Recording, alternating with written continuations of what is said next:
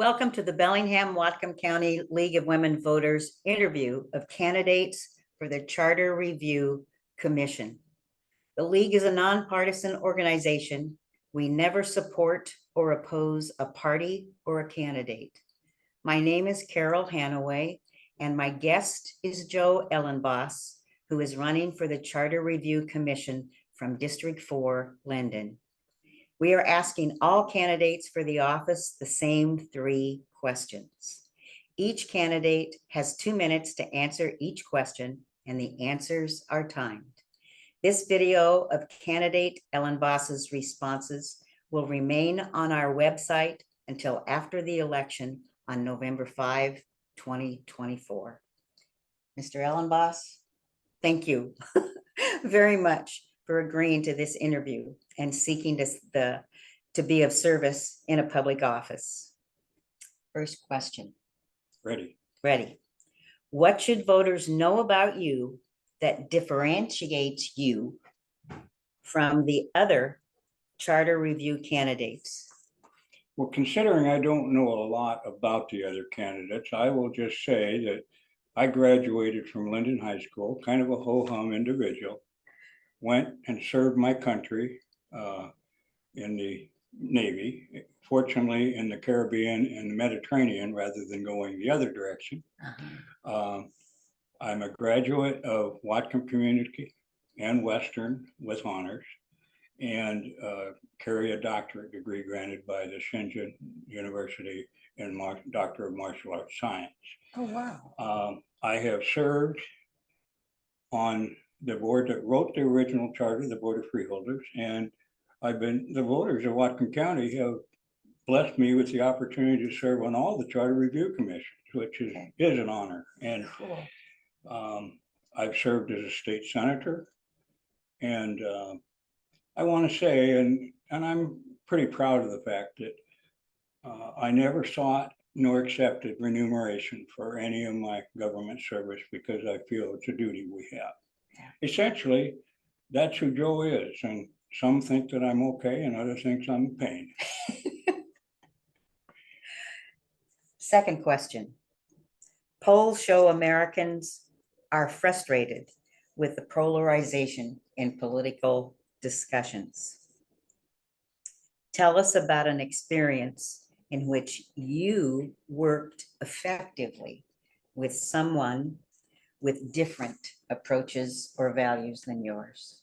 Well, I share that sense, and it really bothers me because I cut my teeth on politics back in the early 1970s when I served as a clerk in the House in Washington State. I was part of a group that honored Scoop Jackson when he was retiring, but clearly I don't hide the fact that I'm a Republican. But specific to what we're dealing with,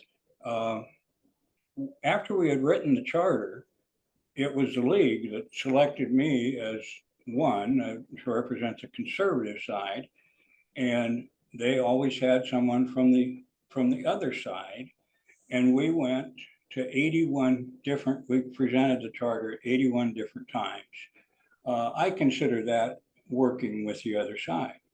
But even more recently, in each of those charter review commissions that I mentioned, I took it upon myself partially to get to know the other people, but to sit down with those on the other side and find what issues that were important to them that I could actually help with getting it presented, and maybe during that camaraderie, spin it just a little bit more to my political liking. But it was an attempt and an effort and accomplishment of both sides in so doing. I think that represents the way I look at things. Now, once again, some like my stance and some don't care for it because I am pretty persistent. All right. Third question. What issues would you focus on during the charter review process this time? Well, that's a little tougher question, and I'm not evading it, but I really don't have a lot, nor ever have had a agenda, shall we say, in going into it. Because you'll find there's gonna be 15 of us and there's gonna be 15 different opinions.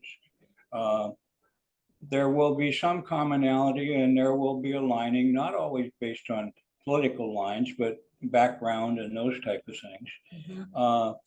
But what I've heard, the first thing you hear about is appointing.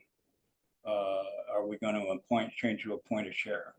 But I've heard more language about over the years about regretting that we took away from the election process the medical examiner and the court clerk.